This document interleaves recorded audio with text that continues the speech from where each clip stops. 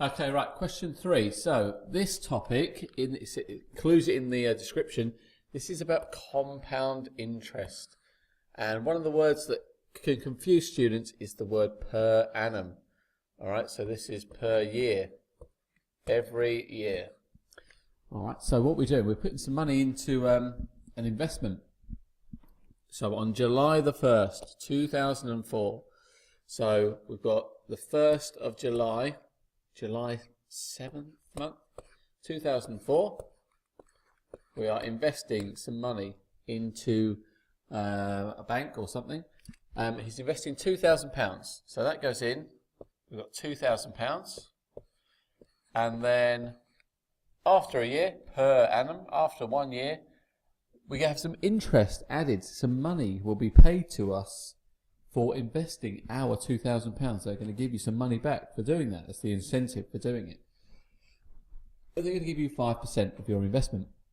Okay, so how much will we have after a year? So let's move forward a year. So the 1st of July 2005, it's time to collect the cash, collect our 5%. And you might, with a calculator, there is a really fast way to do this problem, but I'm going to show you how you might end up doing it if you forget the quick way. All right, so we need to work out 5% of our investment. So 5% of 2,000. All right, I would start by working out 10% of this is 200, so 5% is £100. And then you're going to add that on. So that's how much money you receive. That's how much money you get paid for investing. So then after a year, you have £2,100. All right. So then you leave it in there. You're leaving it in there for 2 years, I believe. So because we're going all the way to 2006. So again, a year passes. 1st of July, 2006. Another 5% has been given to us, but at the start of the year, in 2005, the start of this period here, we didn't have 2,000 in the bank, we had £2,100 in the bank. So actually we need 5% of that. What's 5% of 2,100? Well, that is going to be, what is 10% of £100? It's £10, so 5% is 5.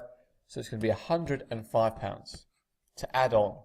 Okay, so we add this on. And at the end of the second year, we have £2,205 in the bank. All right, that's the way you might do it, either without a calculator or if you forget the quick way of doing it with a calculator. So here's the fast way. If you know your stuff, then you would just be saying, right, how many years is it from 2004, July the 1st, to July the 1st, 2006? Well, it's 2 years, isn't it?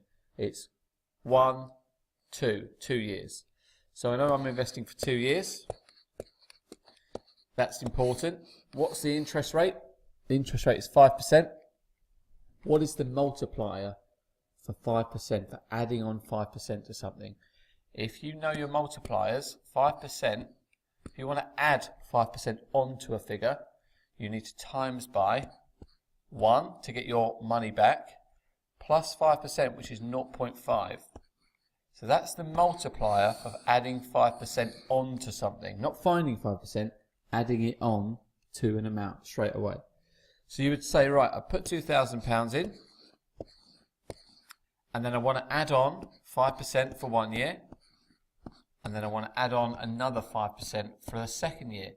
So you would times it by this 5% increase twice because it's 2 years, and then you would get your answer. You'd get the same answer as we did up there, £2,205.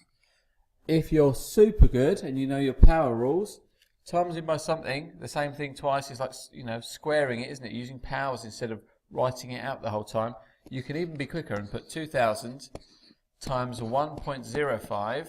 Because you're timesing it by itself twice, you can put a power there. And again, that would give you the same answer. All right?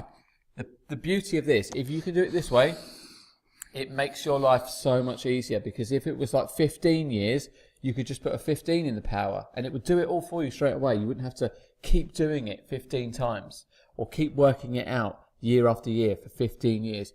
This is the where you need to be. All right, so try and look into that if you're not sure where this idea comes from. The amount you're investing times the percentage, the decimal multiplier for your percentage, 5%, and the power is how many years. So 2 years, you put a 2 in the power. All right, I hope that's been helpful. Happy revising.